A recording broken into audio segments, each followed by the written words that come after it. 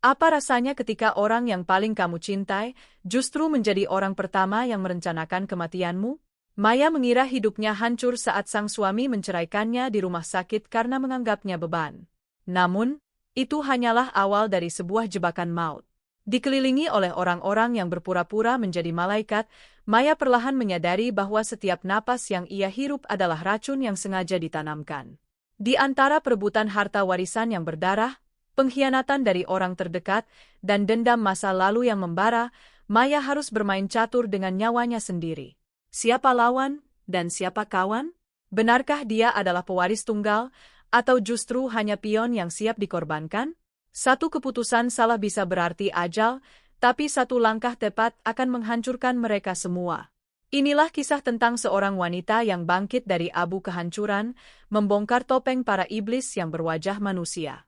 Siapkan mental Anda, karena setiap bab akan membuka rahasia yang jauh lebih kelam dari yang bisa kalian bayangkan. Selamat datang di kisah nyata kehidupan yang penuh dengan intrik, pengkhianatan, dan pembalasan yang tak terduga. Dunia rasanya berhenti berputar saat dokter mengatakan bahwa sel-sel kanker itu sudah menyebar lebih cepat dari yang dibayangkan.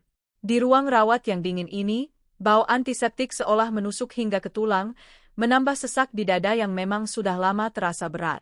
Namun, rasa sakit di tubuhku tidak sebanding dengan rasa sesak di hati saat melihat sosok pria yang seharusnya menjadi sandaranku, justru berdiri di sudut ruangan dengan wajah yang terlihat begitu muak.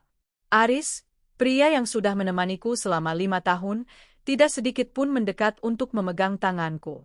Ia justru sibuk menatap jam di pergelangan tangannya, seolah-olah setiap detik yang ia habiskan di samping ranjangku adalah sebuah kerugian besar.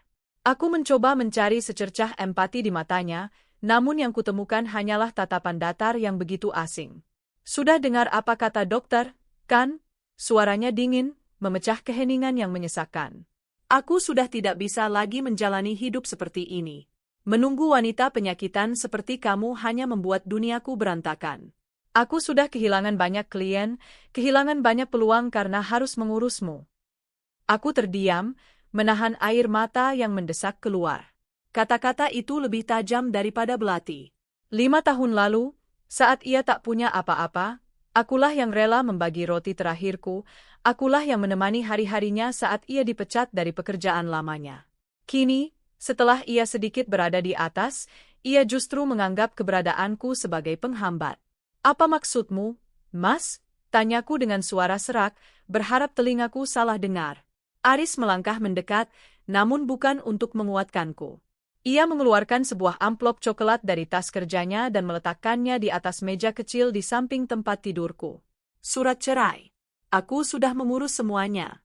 Kamu tidak perlu khawatir soal biaya rumah sakit untuk bulan ini, aku masih punya sedikit rasa kemanusiaan untuk melunasinya. Tapi setelah itu, kita selesai. Aku butuh pendamping yang sehat dan bisa mendukung karirku, bukan beban yang setiap hari hanya merintih kesakitan. Kalimat itu menancap dalam. Di saat tubuhku sedang berjuang untuk tetap hidup, ia justru mematikan harapan terakhirku. Tidak ada kata maaf, tidak ada permohonan agar aku kuat. Hanya ada ego yang begitu besar yang menutupi nuraninya. Aku menatap surat cerai itu dengan pandangan kabur. Begitu mudahnya ia menghapus janji suci kami, seolah 5 tahun ini hanyalah sebuah drama yang sudah bosan ia tonton. Aris tidak menunggu jawabanku. Ia membalikkan badan, melangkah pergi meninggalkan pintu yang menutup dengan bunyi dentuman pelan, namun terasa seperti guntur di kepalaku. Aku sendirian sekarang. Di ruangan ini, di tengah penyakit yang menggerogoti, aku menyadari satu hal pahit. Terkadang, orang yang kita anggap sebagai rumah, justru adalah orang pertama yang membakar atapnya saat badai datang menghantam. Tapi di tengah keputusasaan itu, sebuah benih dendam mulai tumbuh, sebuah tekad untuk tidak menyerah begitu saja sebelum ia melihat betapa besar kesalahan yang telah ia perbuat. Ini bukan akhir, ini hanyalah awal dari sesuatu yang tidak pernah ia bayangkan. Dunia seolah berputar 180 derajat. Belum sempat aku mengeringkan air mata setelah kepergian Aris, pintu ruang rawatku terbuka lebar dengan kasar. Aris kembali, namun kali ini ia tidak sendirian. Di sampingnya, seorang wanita muda dengan riasan tebal dan pakaian mencolok berjalan dengan angkuhnya, seolah ia adalah pemilik rumah sakit ini. Itulah Selina, Wanita yang selama ini aku curigai sebagai duri dalam rumah tanggaku, namun selalu disangkal oleh Aris dengan 1000 alasan. Kenapa dia masih di sini, Mas? Tanya Selina dengan nada yang dibuat-buat, sambil melirikku dengan tatapan jijik, seolah aku adalah tumpukan sampah yang mengotori pemandangan. Aris hanya merangkul pinggang wanita itu dengan bangga. Tenang saja, sayang. Aku hanya memastikan surat cerainya sudah ada di sana. Sebentar lagi dia akan segera diusir dari ruangan ini, jawab Aris tanpa sedikit pun menoleh ke arahku. Ia kemudian menatapku, matanya menyiratkan kebencian yang nyata. Wanita penyakitan seperti kamu memang pantas aku ceraikan. Lihat dirimu, pucat, tak berdaya, dan menyedihkan.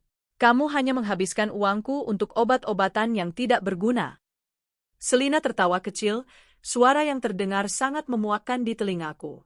Mas, aku bahkan sudah memikirkan dekorasi rumah kita yang baru. Kita akan membuang semua barang-barang bekas milik wanita ini agar tidak membawa sial di rumah masa depan kita. Aku yang sedari tadi terdiam, tiba-tiba merasakan sesuatu yang aneh di dalam hatiku.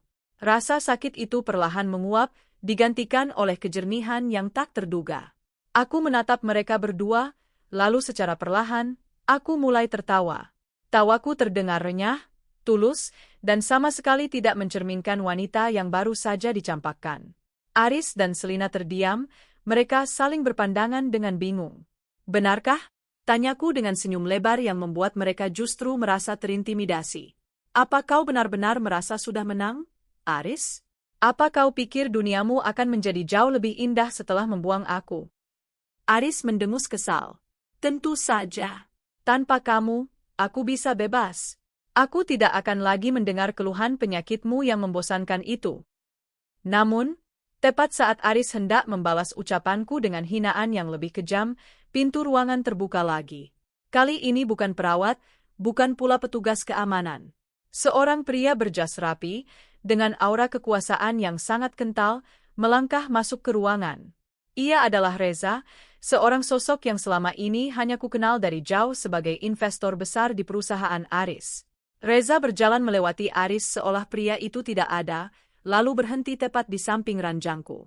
Ia memandangku dengan tatapan yang penuh hormat dan perhatian. Maaf saya terlambat, Maya. Semua dokumen sudah saya siapkan.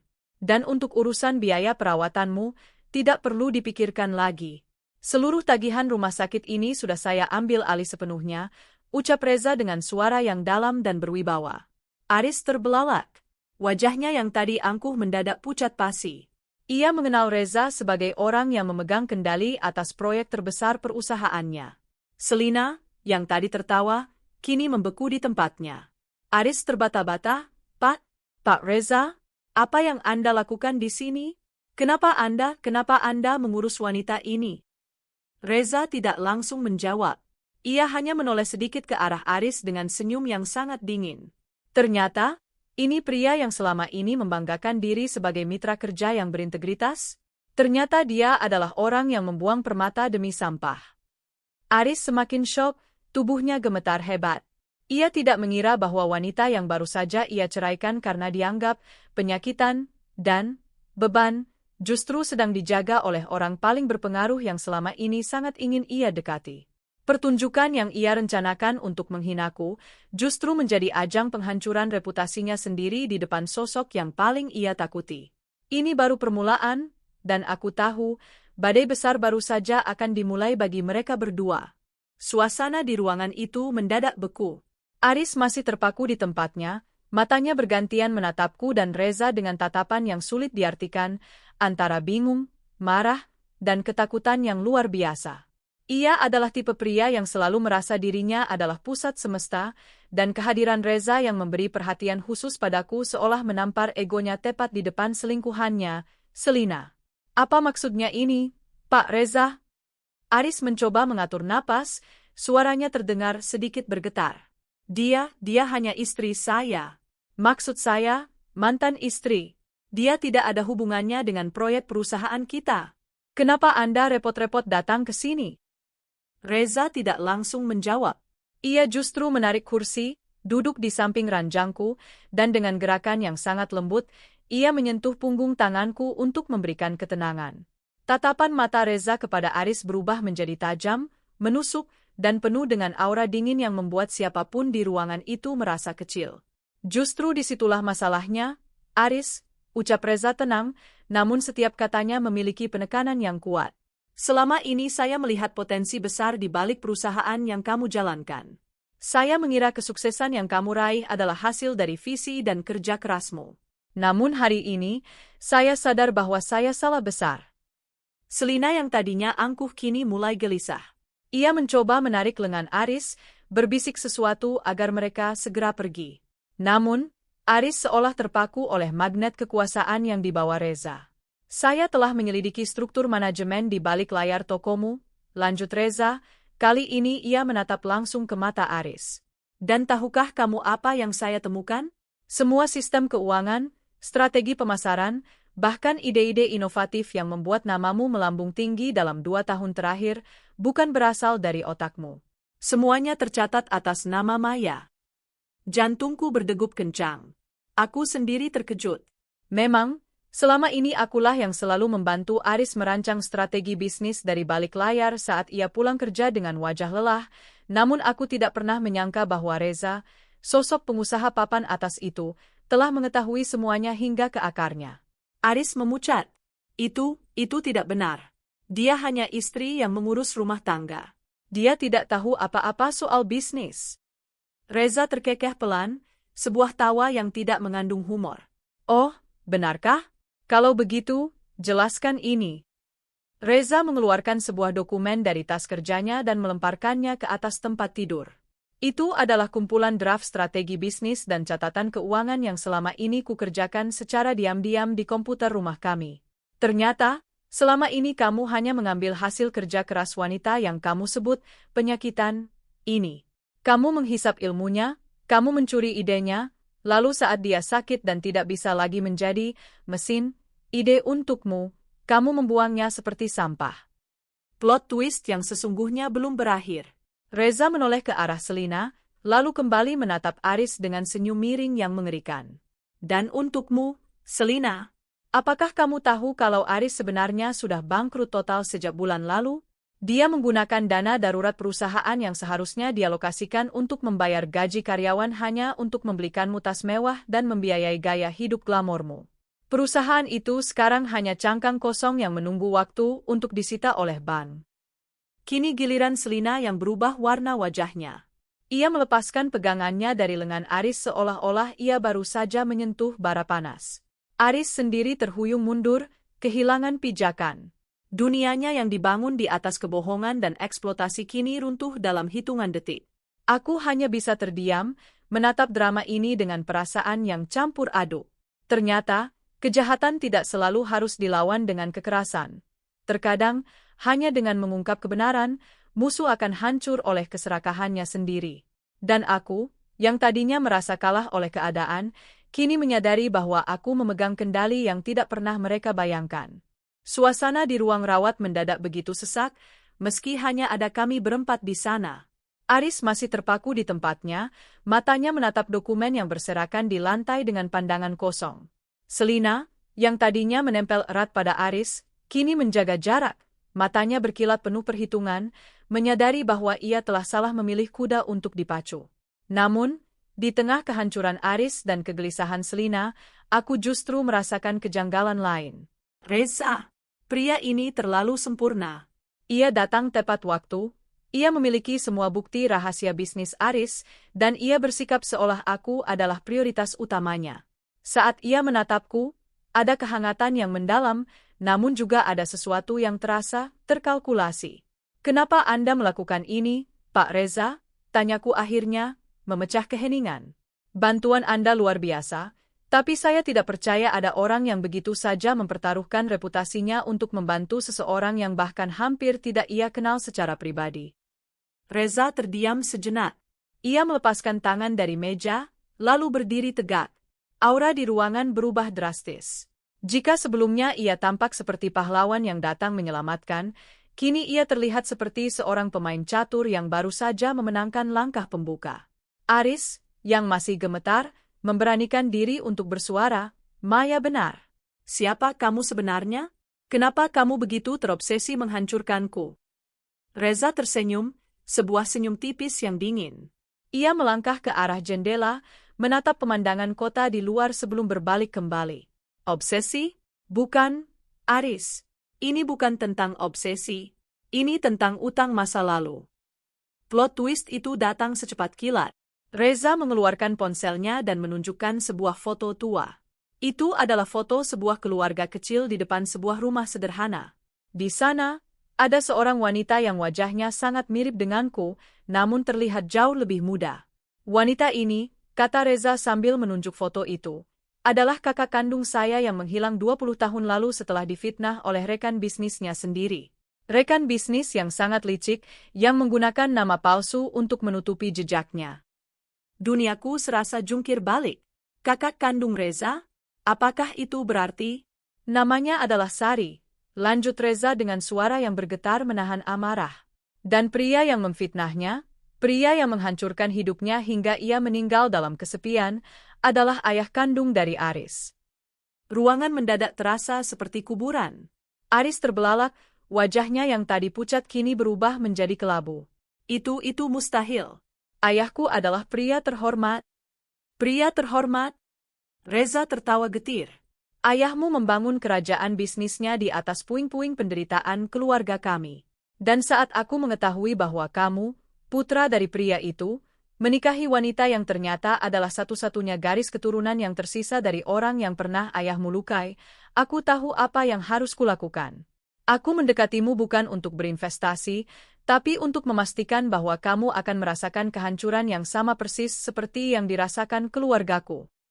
Aku terperangah.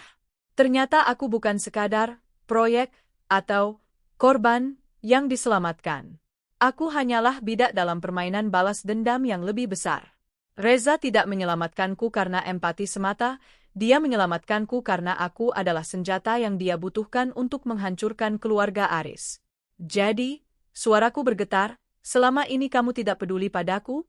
Kamu hanya ingin menggunakan aku untuk membalas dendam pada ayah Aris. Reza mendekatiku, menatap mataku lekat-lekat. Itu awalnya, Maya. Tapi setelah aku mengenalmu, melihat bagaimana kamu tetap bertahan meski dihancurkan oleh pria tidak berguna ini, aku sadar bahwa kamu jauh lebih berharga daripada sekadar alat balas dendam. Tapi, ya, tujuan utamaku tetap sama, membuat keluarga Aris membayar setiap tetes air mata yang pernah mereka tumpahkan. Aris yang mendengar itu langsung terduduk di lantai, dunianya benar-benar runtuh. Selina, tanpa ragu, langsung membalikkan badan dan melangkah pergi meninggalkan Aris tanpa sepatah kata pun. Kehancuran Aris sudah lengkap, tapi aku kini terjebak di antara pria yang menghancurkan hatiku, dan pria yang mungkin tidak jauh lebih baik karena menjadikan hidupku sebagai panggung dendamnya. Permainan ini baru saja menjadi jauh lebih gelap dari yang pernah kubayangkan. Kenyataan menampar lebih keras daripada penyakit yang sedang menggerogoti tubuhku. Aris kini hanyalah sosok pria yang hancur, terduduk di lantai rumah sakit dengan tatapan kosong, sementara Reza berdiri di dekatku dengan aura yang dingin namun protektif. Namun, di balik semua kebenaran yang baru saja terungkap tentang motif balas dendam Reza, ada satu hal lagi yang belum mereka berdua sadari. Aris mencoba bangkit, tangannya gemetar meraih ujung jas Reza. Jika kamu ingin membalas dendam pada ayahku, lakukan padaku. Tapi jangan libatkan Maya. Dia tidak tahu apa-apa tentang dosa ayahku. Reza menepis tangan Aris dengan jijik. Terlambat. Kamu sudah membuang kunci yang bisa menyelamatkanmu. Kamu memilih wanita yang hanya mencintai hartamu, bukan wanita yang membangun kejayaanmu dari nol. Di tengah perdebatan itu, ponselku bergetar. Sebuah pesan dari nomor tak dikenal masuk. Isinya membuat bulu kuduku berdiri, jangan percaya sepenuhnya pada Reza. Dia tidak mencari keadilan untuk kakaknya, dia mencari warisan yang seharusnya menjadi milikmu. Mataku membelalak. Aku menatap Reza yang masih sibuk mengintimidasi Aris. Jadi, ini adalah permainan 3 lapis? Aku bukan hanya bidak untuk balas dendam, tapi mungkin aku adalah pewaris dari harta yang selama ini diperebutkan oleh keluarga Aris dan Reza? Tiba-tiba, Aris tertawa. Tawanya sumbang, parau, dan terdengar gila. Kamu pikir kamu menang, Reza? Kamu pikir dengan menghancurkanku, kamu bisa mendapatkan semuanya? Kamu salah besar. Aris berdiri, menatapku dengan sorot mata yang penuh penyesalan sekaligus kebencian. Maya, dengarkan aku. Ayahku memang licik, tapi dia tidak pernah berani menyentuh harta keluarga Reza. Kenapa? Karena harta itu terkunci di balik satu nama gadis yang dulu pernah dijodohkan dengan mendiang kakak Reza sebelum dia menghilang. Dan gadis itu adalah ibumu. Dunia seakan runtuh untuk kedua kalinya. Aku menatap Reza, menuntut penjelasan. Pria yang selama ini mengaku sebagai penyelamat, itu kini terdiam. Wajahnya yang biasanya datar, kini terlihat tegang.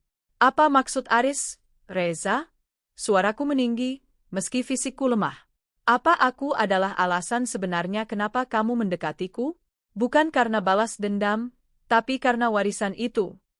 Reza terdiam cukup lama sebelum akhirnya ia menghela napas panjang. Sari, kakakku, memang menitipkan segalanya untuk anaknya. Aku baru tahu kalau anak itu adalah kamu setelah aku menyelidiki latar belakang Aris. Aku memang datang untuk menghancurkan Aris karena dosa ayahnya, tapi aku juga datang untuk memastikan bahwa harta yang seharusnya menjadi milik keluarga besar kami tidak jatuh ke tangan orang yang salah. Plot twist ini lebih pahit dari kenyataan yang ada. Aku menyadari bahwa tidak ada yang benar-benar peduli padaku sebagai manusia. Aris memanfaatkanku untuk bisnisnya, dan Reza memanfaatkanku untuk warisan serta dendam pribadinya. Mereka berdua adalah sisi mata uang yang sama. Aris menatapku dengan putus asa. Maya, mereka semua akan menghancurkanmu. Jika kamu ingin bertahan, kamu harus menjadi orang yang paling kejam di antara kami semua. Warisan itu bisa menyelamatkan hidupmu, bisa membiayai pengobatanmu, atau justru menjadi penyebab kematianmu. Reza mendekat, wajahnya kini terlihat lebih manusiawi, namun tetap saja, aku tidak bisa lagi membedakan mana yang tulus dan mana yang siasat. Maya, pilih aku. Aku akan menjagamu dari Aris dan siapapun yang menginginkan hartamu. Aku menarik napas panjang, mencoba mengumpulkan sisa-sisa kekuatanku. Aku sadar, di kamar rumah sakit ini, aku tidak lagi berdiri sebagai korban. Aku adalah pusat dari semua konflik ini. Dengan senyum tipis yang dingin, aku menatap mereka berdua secara bergantian. Kalian berdua bicara tentang harta dan balas dendam, kataku dengan suara yang tenang namun menusuk. Tapi kalian lupa satu hal. Pemilik asli dari harta itu adalah ibuku, dan sekarang, aku adalah pemiliknya. Dan hari ini, aku tidak akan membiarkan salah satu dari kalian mendapatkan apapun. Aku menekan tombol panggil perawat dengan satu tangan, sementara tangan yang lain memegang erat ponselku. Aku baru saja mengirimkan bukti-bukti kejahatan Aris dan skema penggelapan warisan yang Reza lakukan kepada pihak kepolisian. Game ini baru saja dimulai, dan kali ini, akulah yang akan menjadi penguasa di atas kehancuran mereka berdua. Ruangan itu mendadak sunyi, hanya menyisakan suara mesin detak jantung yang berirama konstan. Aris dan Reza terpaku, wajah mereka pucat pasi saat menyadari apa yang baru saja kukatakan.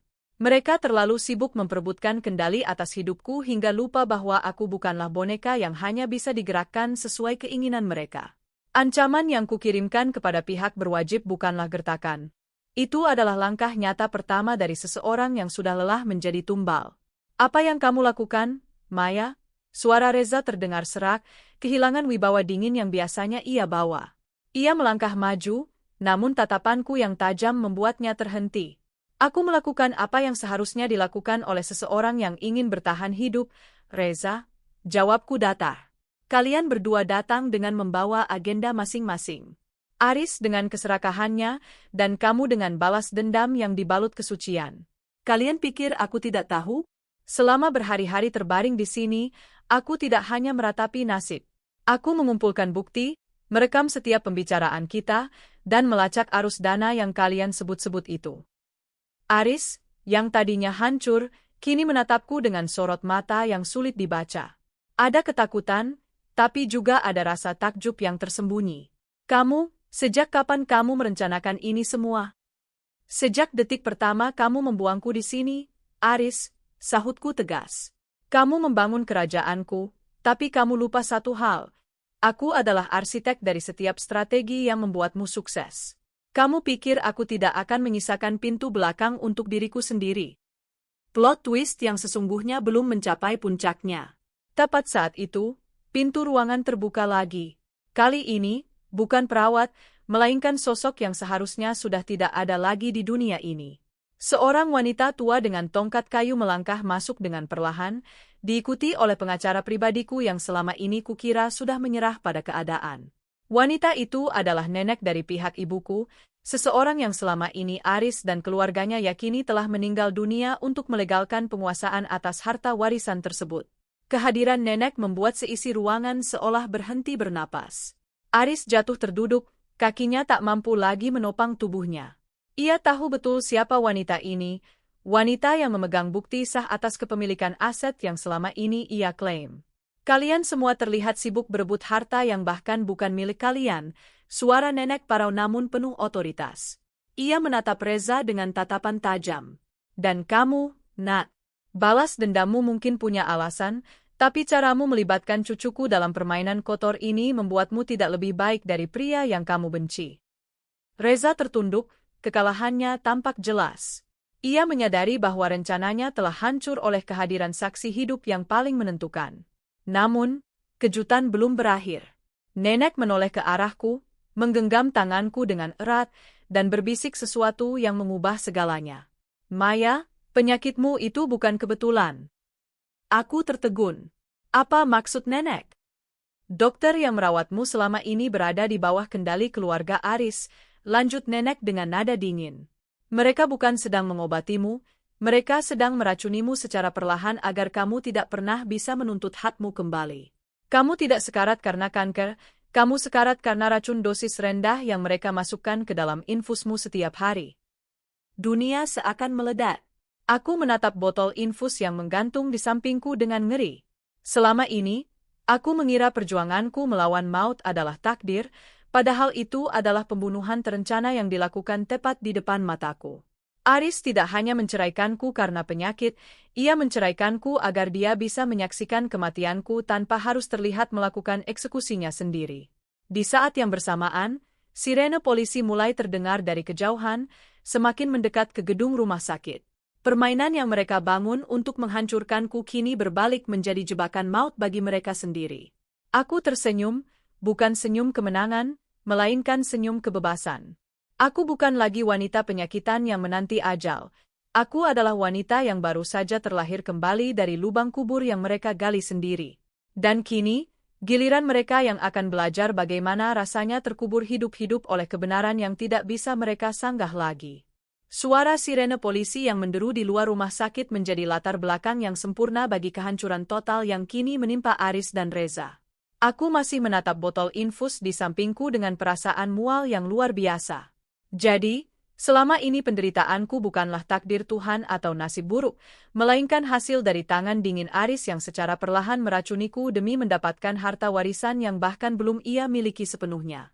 Aris, suaraku terdengar dingin dan tajam, memecah ketegangan di ruangan itu. Berapa lama kamu sudah merencanakan ini? Berapa banyak uang yang kamu habiskan untuk menyuap dokter agar aku tetap sekarat? Aris tidak bisa menjawab. Wajahnya yang dulunya angkuh kini menunjukkan ketakutan yang luar biasa.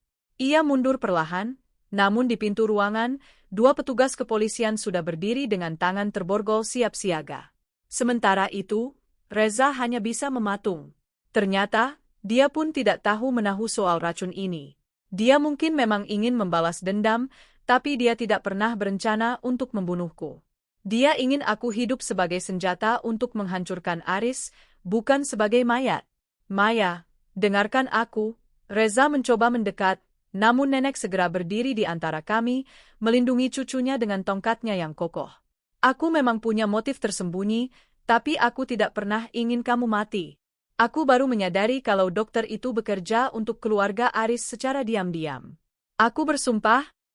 Aku tertawa getir. Sumpah kalian tidak ada artinya lagi sekarang. Tiba-tiba, sebuah plot twist yang jauh lebih mengejutkan terjadi. Nenek tidak hanya datang untuk menyelamatkanku. Ia mengeluarkan sebuah tablet dari tasnya dan menampilkan rekaman CCTV yang tersembunyi di ruangan ini, kamera yang dipasang oleh pihak rumah sakit yang ternyata bekerja sama dengan pihak kepolisian. Rekaman itu memperlihatkan bukan hanya Aris yang memerintahkan dokter untuk memberikan racun, tetapi juga memperlihatkan sosok yang selama ini kuanggap sebagai pelindung utamaku selama dirawat, perawat kepala yang selama ini selalu memberikan obat setiap malam. Perawat itu masuk ke ruangan dengan wajah tenang, membawa nampan berisi suntikan yang biasanya diberikan padaku. Namun, begitu melihat polisi dan nenek di sana, wajahnya berubah menjadi pucat. Ia mencoba melarikan diri, namun polisi bergerak lebih cepat. Dia bukan perawat biasa, Maya, bisik nenek kepadaku. Dia adalah saudara perempuan Selina, selingkuhan Aris. Mereka bekerja sama untuk mempercepat kematianmu agar harta warisan itu bisa segera dicairkan oleh Aris dan Selina melalui surat wasiat palsu yang mereka buat. Aris yang tadinya terdiam, kini berteriak histeris, menyangkal semuanya, namun bukti di tablet itu terlalu kuat. Selina, yang tadi kukira sudah pergi, ternyata bersembunyi di balik tirai kamar mandi ruangan itu, berusaha menguping pembicaraan. Polisi segera menangkapnya. Begitu dia diseret keluar, dia sempat berteriak, "Kamu tidak akan pernah bisa mendapatkan harta itu, Maya. Itu milik kami." Di tengah kekacauan itu, aku merasa sangat lelah, namun ada kepuasan yang luar biasa. Kebenaran akhirnya terungkap dengan cara yang paling brutal. Namun, saat polisi membawa mereka semua pergi, nenek menatapku dengan tatapan yang sangat serius.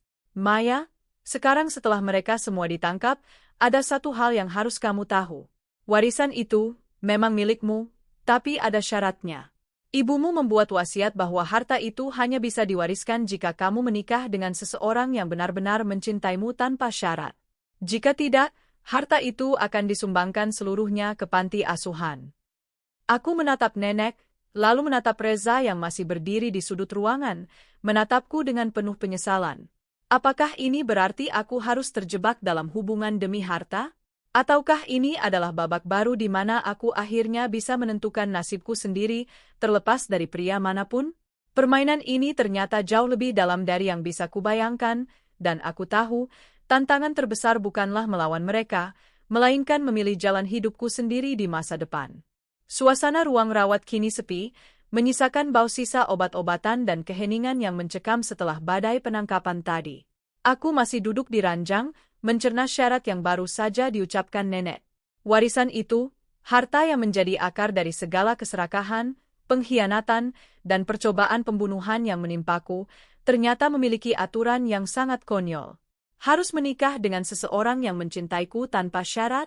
Di tengah kondisi kesehatanku yang baru saja stabil pasca racun, syarat itu terasa seperti lelucon yang kejam. Reza masih berdiri di sana, menatapku dengan sorot mata yang sulit dibaca. Pria ini, yang awalnya datang sebagai malaikat penyelamat dan berubah menjadi manipulator dendam, kini tampak seperti seseorang yang sedang berada di persimpangan jalan. Jadi, suara Reza memecah kesunyian, syarat itu memang nyata. Aku tahu tentang wasiat ibumu karena dulu aku pernah menjadi pengacara keluarga kalian sebelum aku menghilang untuk mengurus balas dendamku. Aku menatapnya tajam. Apakah ini sebabnya kamu sangat terobsesi membantuku? Karena kamu pikir, jika kamu menikah denganku, kamu akan mendapatkan harta itu secara hukum. Reza terdiam. Ia tidak membantah, namun wajahnya tidak lagi tampak seperti predator yang mencari mangsa. Awalnya, aku pikir aku bisa mendapatkan kompensasi atas penderitaan keluargaku dengan cara menguasai aset ibumu melalui dirimu. Tapi, Maya, selama berhari-hari aku melihatmu bertarung melawan maut, melihat ketangguhanmu saat dihina oleh suamimu sendiri, aku tidak lagi melihatmu sebagai aset. Tiba-tiba, nenek tertawa kecil, sebuah tawa yang terdengar sangat bijaksana namun misterius. Kalian berdua terlalu sibuk dengan asumsi. Reza, kamu bukan satu-satunya orang yang memegang kendali atas wasiat itu. Nenek kemudian mengeluarkan sebuah dokumen tua yang terlipat rapi dari balik bajunya. Itu bukan surat warisan, melainkan sebuah kontrak pernikahan lama yang ditandatangani 20 tahun lalu oleh orang tua kami. Maya, kamu tidak harus mencari cinta yang baru untuk memenuhi syarat itu. Pernikahanmu dengan Aris sebenarnya tidak pernah sah secara hukum di mata keluarga besar kami karena Aris tidak pernah menandatangani perjanjian pranikah yang disyaratkan oleh ibumu. Tapi, Ada satu orang yang sebenarnya sudah menikah denganmu secara adat dan agama tepat sebelum kamu bertemu Aris. Aku terperangah. Apa maksud nenek? Aku tidak pernah menikah dengan pria lain. Dulu, saat kamu masih kecil dan ibumu masih ada, dia menjodohkanmu dengan putra dari sahabat baiknya. Pria itu sudah berjanji akan menjagamu dalam kondisi apapun. Dan pria itu, dia selalu berada di dekatmu, bahkan saat kamu mengira kamu sendirian. Nenek menunjuk ke arah pintu. Perlahan, seseorang masuk. Itu adalah Dokter Andi, dokter spesialis yang selama ini merawatku dengan penuh ketulusan, pria yang selalu memberikan kata-kata semangat saat aku merasa ingin menyerah pada kanker, yang ternyata hanyalah racun. Andi yang selalu ada di setiap shift malam, Andi yang selalu memastikan aku makan dengan benar. Maya, suara Andi lembut dan hangat. Aku tidak pernah membiarkan Aris menyakitimu lebih jauh. Akulah yang diam-diam mengganti racun yang diberikan perawat itu dengan vitamin agar kamu tetap bertahan. Aku sudah menunggu saat yang tepat untuk mengungkapkan siapa diriku sebenarnya. Plot twist ini membuat kepalaku berputar. Pria yang selama ini kupikir hanyalah dokter biasa, ternyata adalah sosok yang sudah terikat denganku jauh sebelum Aris masuk ke hidupku. Bukan Reza, bukan pula Aris, melainkan orang yang selama ini menjadi benteng pertahananku dari balik stetoskopnya.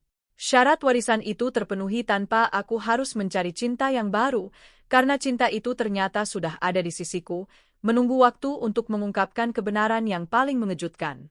Aris dan Reza hanyalah pion dalam permainan besar ini, dan aku, tanpa sadar, sudah dilindungi oleh seseorang yang mencintaiku bahkan sebelum aku tahu artinya. Kenyataan bahwa Dokter Andi adalah sosok yang selama ini menjagaku bagaikan mimpi di siang bolong. Perasaan lega membuncah, namun instingku sebagai wanita yang pernah dikhianati berkali-kali dalam waktu singkat tidak bisa dibohongi.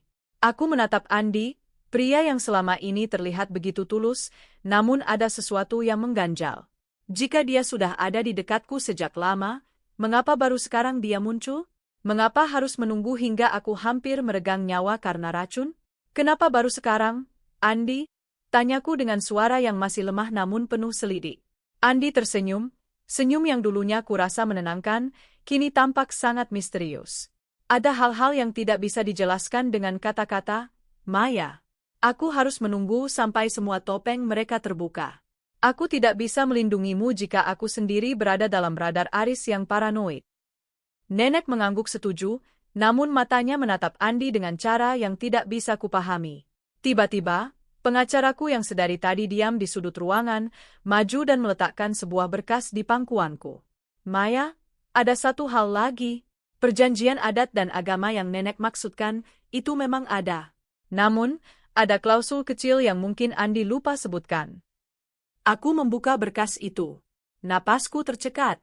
Klausul itu berbunyi, harta warisan hanya sah jika kedua belah pihak yang terikat dalam janji setia tidak memiliki catatan kriminal atau keterlibatan dalam kasus penipuan. Aku menatap Andi, lalu menatap pengacaraku. Apa maksudnya ini? Pengacaraku menarik napas panjang. Saat penyelidikan terhadap Aris dilakukan, polisi menemukan sebuah rekening gelap yang aliran dananya mengarah pada satu nama, Andi. Ternyata, dia bukan sekadar dokter. Dia adalah orang yang memfasilitasi suplai racun itu ke tangan perawat tersebut, meskipun dia mengaku menggantinya dengan vitamin. Dunia kembali berputar, kali ini lebih cepat dan lebih kejam. Andi terdiam, wajahnya yang tadi tampak seperti penyelamat, kini berubah menjadi dingin tanpa ekspresi. Dia tidak lagi berusaha terlihat baik. Dia mendekat, suaranya kini terdengar rendah dan mengintimidasi. Kamu pintar, Maya. Tapi kamu terlalu percaya pada orang tua yang pikun ini. Nenekmu tidak pernah memegang dokumen itu. Aku yang memberikannya padanya agar dia berpikir bahwa aku adalah pria yang tepat untukmu. Ternyata, plot twist ini adalah bagian dari rencana besar yang lebih gelap.